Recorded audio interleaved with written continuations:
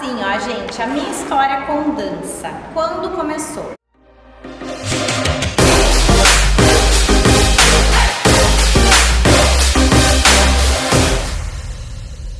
Eu tinha 3 anos de idade e morava em Passo Fundo, uma cidade do interior aqui do Rio Grande do Sul, no balé clássico. Comecei no balé e desde então eu não parei o balé. Na verdade, gente, eu paro de vez em quando, tipo, o Thomas nasceu, eu não consegui conciliar os horários, mas volta e meia, o meu lugar de refúgio é a barra. Eu tenho 42, então comecei com 13 e tenho 42. A minha mãe foi daquelas mães que nunca me deixou parar.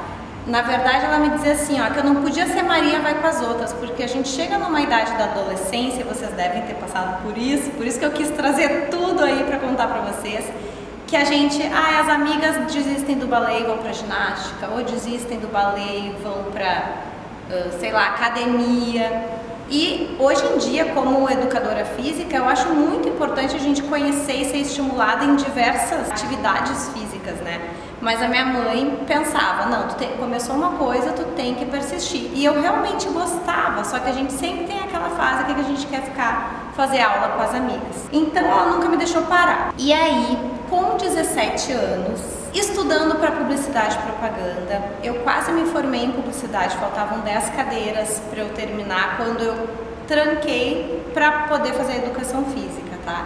Mas com 17 anos, sempre dançando, festival, apresentação de fim de ano, um monte de figurino. O balé começou a ficar cada vez mais caro, porque eu já não fazia 2 vezes na semana, de 1 hora, eu fazia 5 horas no fim de semana, mais 3 por dia. Ensaio, ensaio, ensaio. Vocês também devem estar careca de saber que é assim que funciona. E o meu pai, a gente estava com uma crise financeira lá em casa, e o meu pai disse pra mim assim, ó, tu vai fazer 18 anos. Vai entrar na faculdade, agora chega de balé, tem uma praça aqui do lado, vai caminhar na praça se tu quiser fazer exercício, né? Quem já não passou por isso dos pais não acharem que o balé podia ser uma coisa para a vida, né? Eu também achei que não era. Na verdade, nessa época, com 17 anos, eu queria fazer publicidade, eu achei que eu ia ser dona de agência. Achei que toda a minha criação e arte estava para outra coisa, não para dança, nunca nem imaginei. Só que esse negócio dele me dizer assim, balé não dá dinheiro, vai caminhar na praça, eu pensei, então tu vai ver como que eu vou conseguir pagar meu balé. E eu morava, minha mãe tem casa até hoje, no bairro Três Figueiras, bem pertinho do estúdio meu de hoje em dia. Eu peguei, botei um sapato, fui a pé numa escolinha. Hoje é a escolinha que o Thomas está tendo aula, tem um nenezinho aí de 1 ano, já existia naquela época, e eu fui a pé lá porque eu vi uma plaquinha, balé para crianças, né? E era a única coisa que eu sabia fazer, eu bati na porta. Moça, eu queria dar aula de balé, tem emprego para mim? E a mulher disse que não, era associado com outra academia que botava a professora lá dentro. Não. Então eu peguei, subi uma lomba, Carlos Huber, hoje em dia aqui é a rua do estúdio, e porque tinha uma placa também para uma rua sem saída, de um logotipo de uma bailarina, que eu passava sempre por ali. Olhei o logotipo da bailarina, fui lá também, bati na porta e disse, ó, eu quero trabalhar com dança aí, qualquer coisa. E bem nessa época, era a Dulhos, hoje em dia que vocês devem conhecer, ela estava abrindo a segunda sala, eles tinham uma sala só. Hoje em dia tem uma baita sede aqui também no Três Figueiras, cheios de sala e estrutura super legal. E naquela época eles estavam abrindo a sua segunda sala recém. E a Fabiane, diretora da escola, me disse, ok, então vamos começar, vamos te ver na sala de aula. E eu vinda do balé, pensa, balé bem tradicional, balé barra, centro, diagonal, reverência, aquela coisa toda. Ali não era uma escola que era o balé bem tradicional, era um método da escola mesmo, que eles trabalhavam a dança assim de uma maneira bem mais lúdica. Então não era o que eu estava acostumada. E aí cheguei no dia seguinte para dar minha primeira aula experimental. Pensa, eu só fiz barra a vida toda, aquela coisa do balé. E a mãe da Fabiane, a dona Mário, fundadora da Dulhos, me disse o seguinte, vai pra frente do espelho e dá um aquecimento e faz elas dançarem. E eu, meu Deus, aquecimento, faz elas dançarem. O que é isso, né? Mas eu peguei e fui bem caruda, fingindo que eu tava pleníssima, né? E aí comecei a me lembrar das épocas de Xuxa, Paquita, e comecei a relembrar esses passos assim, comecei a fazer de frente pro espelho com elas, e quando eu olhei assim pelo espelho, as meninas estavam se divertindo muito e super espontâneas assim na minha aula. Sentei com elas para conversar e elas já se penduraram em mim assim, e eu pensei, eu nem sabia o que eu estava fazendo, né? Pediram para eu dar um aquecimento, eu dei uma dançadinha na frente do espelho. Mas foi a melhor sensação da minha vida, essa minha primeira aula, assim. Eu senti a pureza das crianças, sabe? Elas tinham 8, 9 anos, elas vieram, foram super recíprocas, me abraçaram, eu senti amor, eu senti felicidade, coisa que eu nunca tinha sentido, assim, em todas as outras coisas que eu tinha feito, e decidi então que era ali que eu ia me fixar, que eu queria mesmo era trabalhar com dança. Daí essas minhas alunas cresceram. Tá, pensa, eu comecei a trabalhar com elas, não era balé clássico, depois eu até fui conseguindo colocar o balé clássico na rotina delas. E elas, as minhas alunas, essas pequenas, cresceram, e lá pelo ano 2000, elas me disseram assim: Carol, a gente não quer mais essas aulinhas, a gente quer jazz. E eu, Jesus, o que é jazz? Não sabia o que era jazz, eu nunca tinha feito uma aula de jazz na minha vida, né? Daí eu, bom, vamos lá, né? Vamos pesquisar. Comecei a fazer aula de jazz aqui com a Flávia Pessato, na época, fundadora do Porto Alegre em Dança. Não sei se vocês chegaram já a participar desse festival. Era um festival bem grande antes do Sul em Dança, era enorme, funcionou durante anos e anos. Comecei a dançar com ela. Me apresentei na abertura do Porto Alegre em Dança pelo grupo Flávia Pessato, achando que eu estava dançando jazz completamente dura, não conseguia fazer nada, de tão durinha que eu era. E conheci esse mundo, esse universo festival de dança também, que eu conhecia mais pelo lado bailarina. A gente ficava meio todo mundo reclusa com as suas escolas, eu não tinha sentado e admirado tudo que acontecia num evento desse. E foi aí que eu comecei a buscar, olhar o que era o jazz, né, as apresentações, olhar, fazer as aulas de jazz do festival que eu estava indo na abertura, e descobri o que era esse mundo que hoje me picou assim, eu não consigo sair de jeito nenhum. Isso foi nos anos 2000. 2001, achando que eu sabia o que era jazz, inscrevi essas meninas para o Porto Alegre em Dança. E nisso surgiu uma outra turma de mais velhas que também queria fazer jazz. O que aconteceu? Turma das mais velhas que queriam fazer o jazz, fui para o festival com elas, não eram nada, nem primeiro, nem segundo, nem terceiro. Foi um caos a coreografia, sabe? Aquelas coisas de amiga chamar na plateia, elas olharem e esquecer da coreografia, uma se bater na outra. Aconteceu tudo que posso imaginar. Hoje em dia são meu grupo de dança, lindas, maravilhosas, mães, super bem sucedidas nas carreiras e nas profissões delas, mas foi a minha primeira coreografia desastrosa de festival. E essas menorzinhas, que também fazem parte do meu grupo, elas tiraram terceiro lugar e não teve primeiro nem segundo. E aí eu descobri que tinha as críticas dos jurados. Então eu peguei depois essas críticas para ler. O que os jurados me disseram? Isso que tu tá fazendo não é jazz, estude o jazz. Mas tu é talentosa, a coreografia foi super criativa, nananana. E eu já pensei, poxa vida, né? Eu tirei terceiro lugar, não teve primeiro nem segundo, não sei nem o que é jazz direito. Então vou investir nisso, porque eu gostei, as gurias gostaram, saíram felizes. E aí eu comecei a me enfiar no jazz. Eu comecei a ir para São Paulo, não sei se vocês já ouviram falar de Roseli Rodrigues. Tinha o Raça, ela faleceu, super nova, mas ela tinha o Raça na época, enchia, tinha assim, ó, umas 120 pessoas dentro de uma sala de aula, sempre, todos os verões. E aqui em Porto Alegre eu não fazia aula com ninguém de jazz, mas eu ia buscar nos eventos fora. Cristina Cará, Roseli, Érica Novak, Ed Wilson, olha aí um monte de dica para vocês pesquisarem. Caio Nunes, na época vinha o Telmo Gomes, ele nem trabalha com dança mais hoje em dia, mas um pessoal que eu considerava muito bom e que eu admirava o tipo de movimentação dessas pessoas, né? Mas a movimentação do jazz era muito mais enérgica. Eu achava até meio perigosa com esse pessoal que fazia a preparação física, que fazia um monte de abdominal, que fazia um monte de coisa. Eu percebi por que eles faziam aquilo tudo, que é para preparar aquele físico daquele bailarino para os movimentos jazzísticos, que são muito mais enérgicos, muito mais... E aí me veio a necessidade de parar a publicidade, eu já não aguentava mais, eu ficava desenhando as bolinhas das coreografias durante as minhas aulas de publicidade, e foi a deixa para eu dizer que pro meu pai, lá vou eu, pagando a faculdade de publicidade.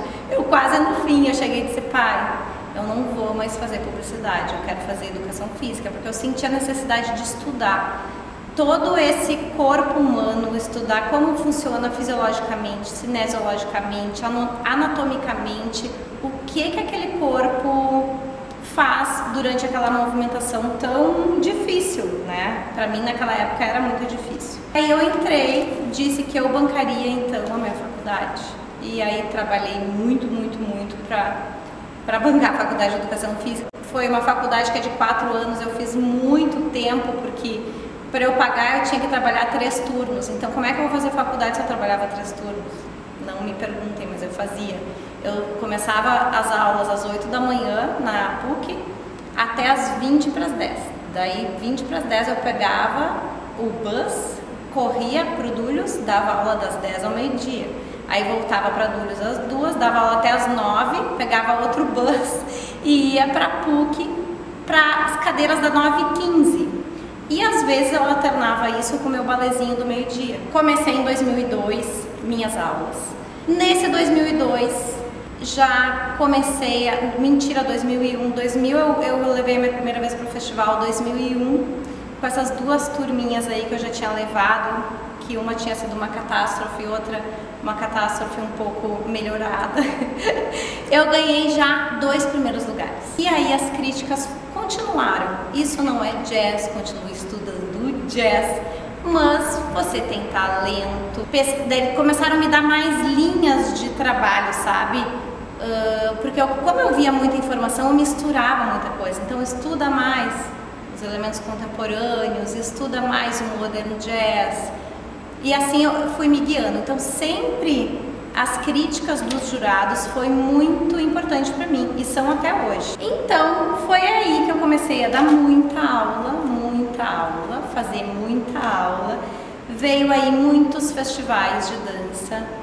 Eu comecei a ganhar bastante prêmio também. Foi uma época da minha vida em que, assim, aqui em Porto Alegre não tinha menina de uma idade X até X que não tivesse sido minha aluna, sabe? Todo mundo era minha aluna aqui em Porto Alegre. Hoje em dia eu vejo umas mulheres, né, elas, Carol, tu ainda dá aula de dança, que legal, mas uma geração inteira passou por mim nessa época, né? E muitas continuam dançando aqui comigo, e a gente vai falar depois de fidelidade de bailarinos, que é uma coisa muito importante, muito legal, fortalece muito o teu trabalho em si. E aí, em 2008, foi um marco na minha vida, que eu levei para 3 festivais de dança, uma coreografia. O primeiro era no Sul em Dança, já tinha. Depois foi para o Porto Alegre em Dança, que foi o último ano do Porto Alegre em Dança, e depois para um que teve uma vez só aqui, que foi no Teatro São Pedro, que eu não me lembro o nome. O que aconteceu nesse ano de tão marcante e importante? Não sei se vocês conhecem a dona Toshi Kobayaki. Ela era uma jurada também falecida do balé clássico e ela era figurinha carimbada em todos os festivais de dança. Ela estava lá de jurada, dona Toshi. Então ela conhecia decore e salteado meus bailarinos, ela sabia, ela até dizia o nome assim das que ela conhecia. Adoro ver a Gabriela dançar. Ela escrevia isso nas minhas críticas, né? E ela, Carol, tuas bailarinas são muito parelhas, como é que tu consegue fazer 30 meninas dançar tão parelhinho? E foi isso que ela falou pra mim no meu primeiro festival que apresentei, no Sul em Dança. No segundo festival, estava ela e mais o mesmo corpo de jurados do Porto Alegre em Dança. E eu tirei segundo lugar, no Sul em Dança eu tirei primeiro, no Porto Alegre em Dança eu tirei segundo. E No outro, era o mesmo corpo de jurados, igual, e eu tirei terceiro. Ou seja, eles foram vendo a minha coreografia e foram desgostando dela, sabe? Primeiro acharam maravilhoso, segundo nem tanto, terceiro não gostaram, sabe? E aí eu, tudo bem, vou, né? Eu vou ler depois as críticas, vou ver o que aconteceu. E a dona Toshi me chama numa salinha do festival, esse último, e me diz o seguinte: Carol, tu já aprendeu a fórmula de ganhar primeiro lugar. A gente já sabe que tu vai mostrar uma coreografia bonita, tuas alunas vão estar impecáveis, o figurino vai ser maravilhoso, mas tu pode muito mais do que isso. Daí eu disse, mas o que eu tenho que fazer, dona Toshi? Eu já vou para São Paulo todo ano, eu faço milhões de aulas, eu compro todos os DVDs de Joinville, na época não tinha YouTube e todo esse recurso que a gente tem, eu compro todos os DVDs de Joinville, eu leio todos os livros de jazz que possa imaginar na face da terra. E ela me disse o seguinte: tu precisa ver um grande coreógrafo trabalhar. Daí eu, meu Deus, fiquei com aquela pulguinha na cabeça. Mais uma vez os jurados me dando um caminho para seguir, né? E aí que foi em 2009, eu no MSN tinha o Otávio Nassur. Eu tinha ele de contato. Na biografia dele dizia um tipo de trabalho dele que era intervenção em coreografias. E só que ele é das danças urbanas, né? Nada a ver com jazz. Só que ele estava oferecendo aquilo e eu disse, então tá. E ele era um baita coreógrafo, campeão de Joinville, milhões de coisas, adorava o trabalho dele na área de urbanas. E aí eu chamei, Otávio, tu quer vir fazer uma intervenção na minha coreografia?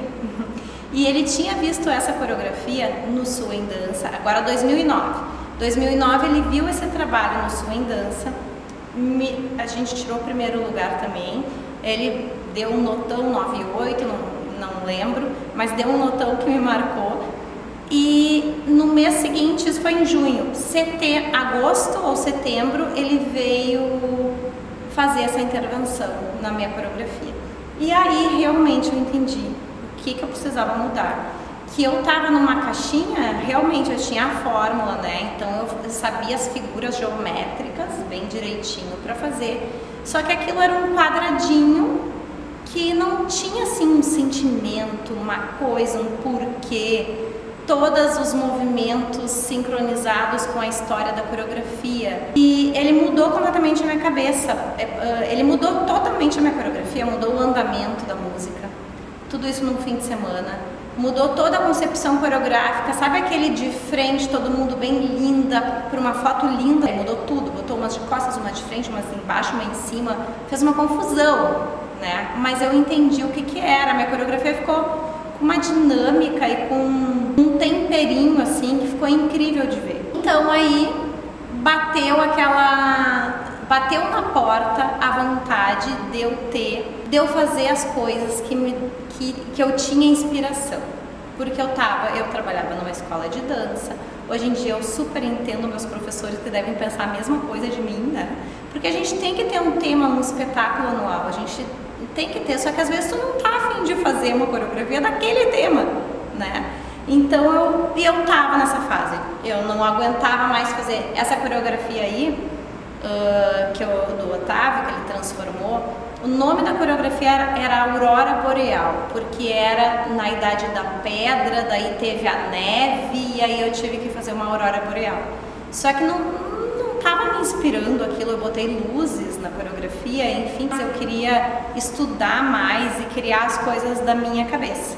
E foi aí que em 2010 eu fiz com esse grupinho lá do começo que eu contei pra vocês, essas duas turmas, a do terceiro lugar e a do Caos Total. Eu montei um grupo de dança, que foi o Carol Domolin Grupo de Dança. Era paralelo às aulas que eu dava nessa escola. E aí nelas eu consegui trabalhar esse lado todo artístico que eu queria muito trabalhar. Então daí até então elas são o Carol Domolin Grupo de Dança até hoje. A gente só tirou o primeiro lugar, são super premiadas, destaque, melhor coreografia, isso, aquilo, até hoje, né? Porque é um grupo super consistente e acompanha a minha trajetória desde o início, né? Então foi isso, 2010 a gente começou, 2013 eu fiz o meu primeiro espetáculo solo, foi muito legal, eu enchi um teatro aqui de Porto Alegre, era uma única sessão, e eu enchi todo o camarote, foi uma coisa muito surreal, fiz tudo sozinha, percebi ali que eu não era administradora coisa nenhuma. Hoje em dia aqui eu tenho meu irmão que me ajuda e que faz toda essa parte, porque ali eu me afundei, eu pegava todo o meu salário e investia naquele espetáculo. Eu paguei tudo sozinha, não tive um lucro, não tive nada, né? Mas foi lindo, tenho que até refazer esse espetáculo. E aí que veio a vontade então de criar ter a minha própria escola. Eu nunca fui empresária. Eu acho que se eu não tivesse o auxílio do meu sócio, meu irmão, que segue comigo, eu ia ter falido no primeiro dia, porque eu sou aquela que dá bolsa para todo mundo. Tu é talentoso, vem, eu te abraço, sabe? Eu sou super assim, acho que tem que ter isso mesmo. Mas eu não tenho essa parte, essa visão de que agora eu tenho um negócio, né?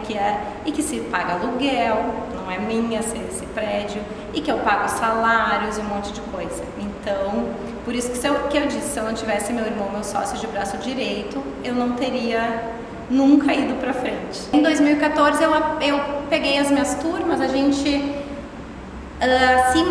acima de 15 anos, e aí eu abri o Carol Domolin Estúdio de Dança. Pequenininho na época, todo fofinho. Comecei a pensar nos espetáculos que eu queria, era só eu e o Mariano Neto de contemporâneo na época, só tinha jazz, ballet contemporâneo, e aí a gente começou. Primeiro festival que eu fui, já ganhei melhor escola de jazz, com essa escola que não tinha nem um ano. Todas as coreografias que eu levei, elas foram indicadas ao prêmio máximo. E aí depois eu vim a ganhar a melhor escola de jazz. Isso foi no ano seguinte, no outro ano, foram 6 anos seguidos, né? Desde 2014, ganhando aí melhor escola de jazz. E aí eu venho dizer que esses prêmios, melhor escola de jazz, não é simplesmente pelo pensar num iceberg, sabe, no mar, tá? O que as pessoas veem é o topo, né? Embaixo do mar tá tudo que a gente faz em sala de aula. Então, essa melhor escola de jazz vem desse trabalho gigante, dessa pedra de gelo gigante, que eu formatei um modelo de dar aulas pelo estímulo da Faculdade de Educação Física, né? Que eu disse para vocês que eu achei necessário. Como é que um bailarino não vai se lesionar se jogando o pescoço lá para trás e voltando rápido com a força do abdômen sem trabalhar o abdômen? Eu comecei a pensar, não tem lógica, sabe?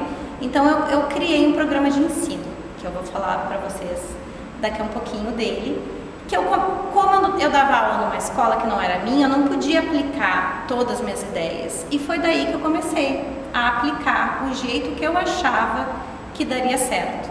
Então os meus bailarinos aqui, a gente faz um treinamento diário com eles que alcança esse resultado legal aí, mas não é só a coreografia, não é só a Carol é criativa, não, tem um trabalho muito pensado embaixo disso e todos os dias do ano, não só na hora do espetáculo, né? Ganhei o Prêmio Açoriano de destaque em jazz, melhor professora, tarará, tarará, tarará. E eu estava dizendo para vocês sobre essa parte de empresária, né?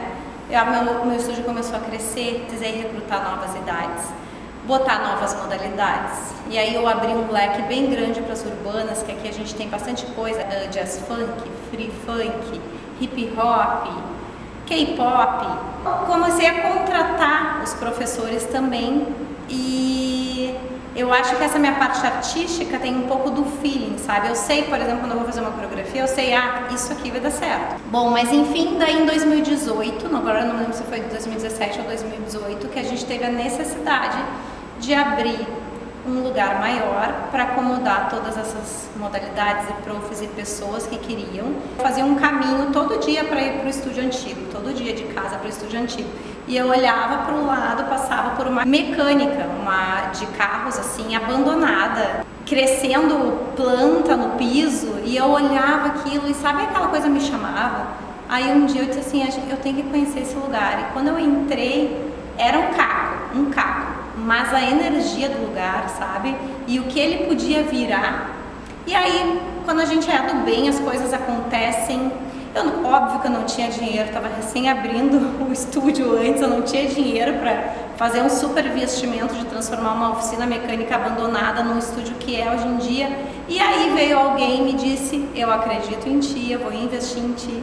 Então foi tudo, eu acho que a gente atrai essa coisa de energia, a gente atrai coisas boas e as coisas vão se concretizando.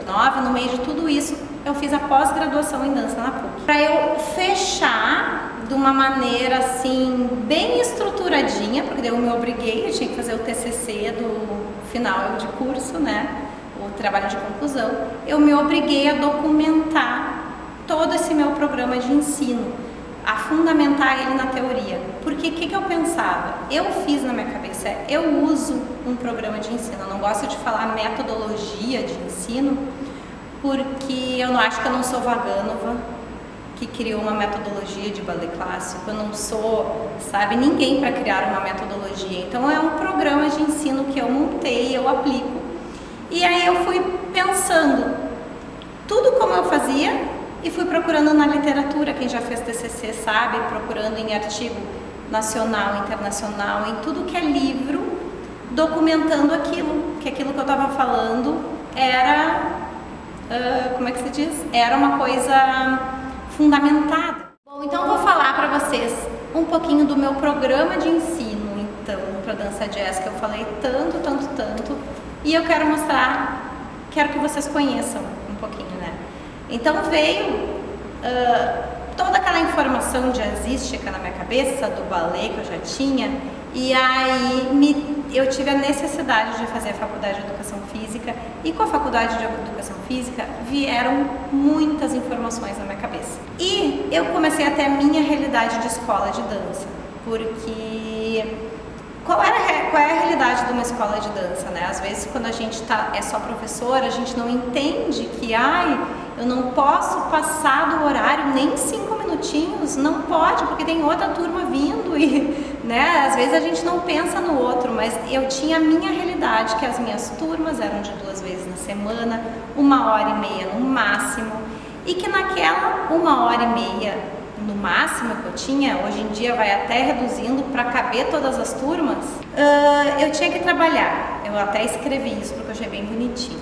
Um bailarino visando não lesionar era uma das minhas maiores preocupações, assim, porque eu não entendia como um salto em segunda, eu chamo salto em segunda, tá? Existe nomenclatura específica para o jazz, para um monte de coisa, toda em inglês. Eu sou péssima em inglês, então eu dou meus nomes, as pessoas me entendem, assim eu vou. Se eu for e falar inglês, aí sim eu vou avacalhar total a nomenclatura do jazz. Então assim, como é que um corpo tá lá, vai fazer um plié em cima dos 2 pés e vai saltar do nada, vai virar numa figura no ar com as 2 pernas abertas e o corpo totalmente assim nessa posição e voltar, aquele corpo pesa e tu tem que cair, e tu cai em cima da onde? Dos teus joelhos, né? Então eu ficava muito preocupada com esses movimentos jazzísticos, que eu achava eles muito perigosos e eu tinha medo de me lesionar e depois lesionar o bailarino. Então, como trabalhar um bailarino visando não lesionar, que ele dance coreografias maravilhosas, satisfazendo meu grau de exigência, porque eu sou muito exigente com as minhas coisas, eu quero sempre aperfeiçoar, que fique mais bonito, pensando que ele não é profissional da dança, ou seja, o bailarino está ali pagando para fazer aula contigo, ele não está ali, eu estou fornecendo dinheiro para ele ter a minha aula, ele é obrigado a estar ali todos os dias, ele não é obrigado. Então, que ele não é profissional, ou seja, ele só tem aquele horário para dedicar para mim. De repente ele não vai poder fazer uma aula de balé, seria legal ele fazer, mas ele não vai poder, ele só tem aquele horário da aula de jazz ali. Essa nossa realidade é no máximo 3 horas semanais. Hoje o meu grupo de dança, aquele que eu falei para vocês antes, tem 1h15 na semana, porque cada um tem o seu estabelecimento comercial, precisa cuidar dos filhos e N coisas, né? E mesmo assim, nesse tempo pequeno que eles têm, eu quero que seja sempre leve, que seja sempre alegre, descontraído. Então, como que eu vou fazer acontecer isso? É impossível, né? Eu, na minha época de bailarina, o que eu pensava? A minha professora devia pensar, não, fim de semana ensaio. Só que daí eu vou obrigar esse pessoal todo a, sei lá, não fazer os seus... Não estou dizendo que eu não tenho ensaio às vezes no fim de semana, eu tenho também. Mas é muito raro eu ter, porque eu tento otimizar o meu tempo. Eu tenho ali direitinho o que eu quero fazer, super planejadinho, e eu tento que com aquele mísero tempo a gente consiga atingir tudo isso que eu falei pra vocês e ser feliz ainda, sabe? Ser uma coisa boa.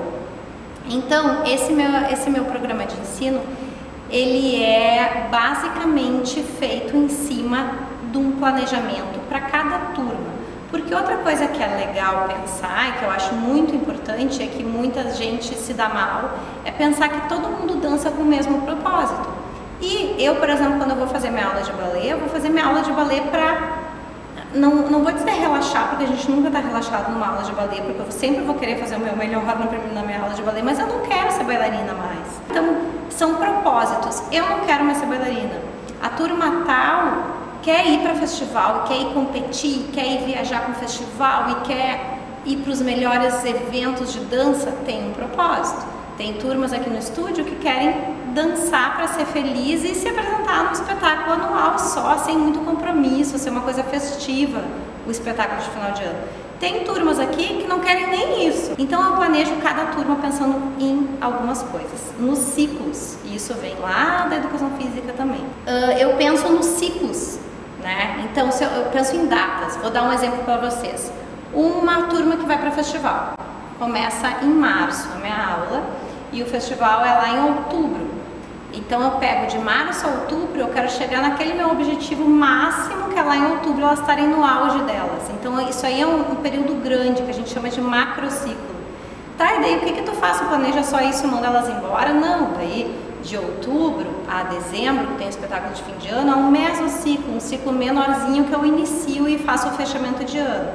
Isso é uma turma, eu preparo todas as aulas desse macrociclo pensando nisso. Não achem que eu tenho toda a coreografia pronta lá de outubro, desde o primeiro dia que eu consigo planejar. Não vai, as coisas vão mudando, mas eu já tenho que estar na minha cabeça tudo que eu quero planejar, tudo que eu quero fazer com eles, eu tenho que estar planejado. O intensivo de verão que eu dei em fevereiro, que é uma aula, isso é um microciclo. Eu vou fazer tudo voltado para aquele dia, entende?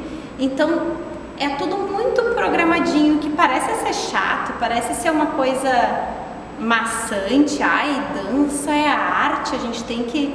Mas isso faz toda a diferença, porque trabalha o bailarino muito como um todo, atingindo muitos aspectos. A minha aula de dança, eu vou dar uma pincelada, como funciona a minha aula de jazz, a minha estrutura, que é um planinho de aula, tá? Que todo dia eu faço pensando nesse planão de aula, tá? Que é, eu dou uma parte de aquecimento e alongamento, eu dou uma parte de força e ou flexibilidade, mas eu sempre trabalho as duas coisas. Eu dou essa parte de técnica, que vem aí a parte do balé clássico.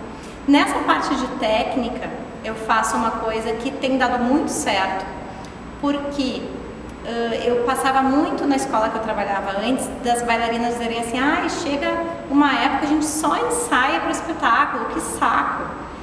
O que eu fiz nesse programa de ensino? Eu criei umas mini coreografiazinhas, que nesse caso eu estou nomeando aqui na parte técnica, que eu faço em forma de diagonal, mas você pode fazer isso de várias formas. Eu criei sempre mini sequencinhas novas para a semana. Então eles sempre vão ter uma coisa nova, eles nunca vão me dizer assim, hoje eu não aprendi nada. Mentira, tu aprendeu sim. A gente começou uma coreografia nova de técnica e daí eu uso, tá, tô trabalhando muito uma música difícil, uma música amassante, eu trago nesses momentos, ou momentos de exercício como de força ali, de abdominal, trago coisas que eles gostam para descontrair, vario os estilos de música que eu tô usando, então torna a aula mais atrativa e o bailarino fica mais eficiente, achando legal fazer a aula, entende? Então tá tudo uma coisa alinhada na outra. Depois dessa parte técnica, aí vem a grande parte legal da aula, que é a coreografia propriamente dita e todo o trabalho artístico. Eu vou já vou falar um pouquinho mais tarde para você sobre isso. E a parte final da aula. A parte final da aula, eu não vou mentir para vocês, seria ideal que todo mundo fizesse. Se chama volta calma, a gente voltar para os nossos batimentos cardíacos, a gente ir para casa tranquilo, acabou o exercício. Quando eu estou em trabalho de artístico com meus bailarinos, eu uso muito o final da aula para a gente reunir, conversar sobre detalhes da coreografia ou fazer dinâmicas de grupo, que é muito legal tu aproximar os bailarinos.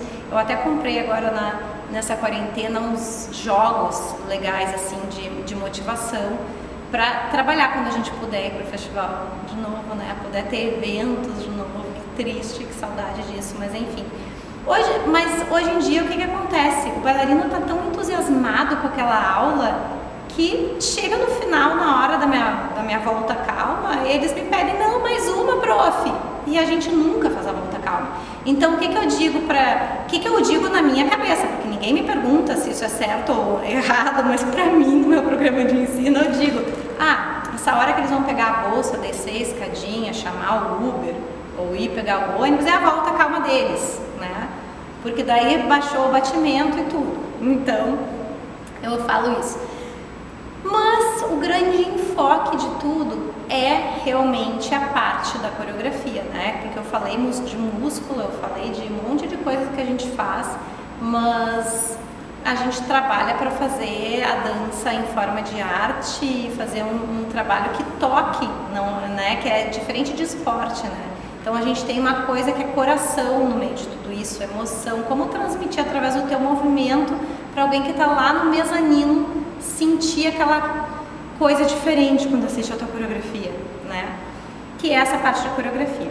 O que eu penso com essa parte de coreografia? Eu penso que é esse plano de aula, tudo que eu falei pra vocês é uma coisa, essa parte de coreografia é uma coisa muito maior que tem que vir antes, que é lá em janeiro, fevereiro, quando eu fecho o estúdio, que a gente não tem mais aula regular, que eu penso em uma por uma, como se fosse um nenê. Agora fica mais fácil falar pra mim de nenê, porque eu tenho um aí bem pitoquinho ainda, que tá bem na minha cabeça, bem fresquinho, como é que funciona. Uma coreografia pra mim hoje em dia é tu comprar as roupinhas pro nenê que tu vai ter, tu fazer o quartinho com a decoração que tu pensa, que tu mais quer, tu planeja a rotina do teu nenê, como vai ser, eu vou trabalhar com 2 meses, eu vou ficar com ele, vai ficar com a avó, sabe, tudo aquilo que a gente pensa para um filhinho que tá para chegar e ele chega. Quando eu vou dar curso fora, geralmente é o que as pessoas mais me perguntam, como é que tu faz as tuas coreografias? Como é que tu te inspira? De onde vem essas músicas? Como é que tu faz aquela coreografia que os balões subiram? O que aconteceu nesse pós-graduação? Tudo isso que eu falei pra vocês, eu disse aquecimento e alongamento lá no começo da aula. Por que o aquecimento é importante? O autor tal disse isso, o autor X disse aquilo, o autor não sei o que. Tudo eu fundamentei, sabe? Então pra mim ficou muito mais... Não foi a Carol Damoli que inventou, na verdade. Eu criei um programa de ensino, mas tudo que eu faço... tem muita pesquisa de muita gente envolvida, então eu acho que é muito mais fundamentado o que eu faço do que se perder assim, tipo, que nem eu era no começo, que deve ser o anseio de muitos de vocês, sabe? Eu flutuava, mas eu não sabia direito o que eu estava fazendo, eu tinha aquele amor, aquela força de vontade, mas eu não sabia direito o que eu estava fazendo. Hoje em dia, então, eu tive a oportunidade e vou ter maior prazer de compartilhar sempre com vocês isso. Bom, e acaba que o bailarino, ele nota que ele está sendo cuidado, ele nota que tem um estudo por trás do que ele está fazendo, ele nota que tem um começo, meio e fim na aula, ele nota que tem uma pesquisa por trás de cada coreografia. Eu não preciso dizer isso para os meus bailarinos, entende? Eu nunca cheguei para eles... Talvez seja uma novidade um dia eles saberem que eu tenho um programa de ensino para dança jazz, que eu fundamentei, eles não sabem, eles não precisam saber, eles se sentem seguros porque eu passo essa segurança para eles. E o que é o mais importante disso? Eles se tornam fiéis. Poxa, essas menininhas que a gente usou de exemplo aí o tempo todo, que são mulheres hoje em dia, elas começaram comigo em 1999. Olha quantos anos, e estão comigo até hoje, confiando no que eu tô fazendo, sabe? E o que que acontece? Pensem como se fosse um time de futebol, tá? Se uma seleção brasileira treinasse sempre junto, há muitos anos, fossem os mesmos atletas e o técnico fosse o mesmo, o que que vocês acham? Ia ser muito mais vencedor, ia ser uma equipe muito mais vencedora. E isso que acontece quando a gente fideliza os alunos, né? É muito mais fácil.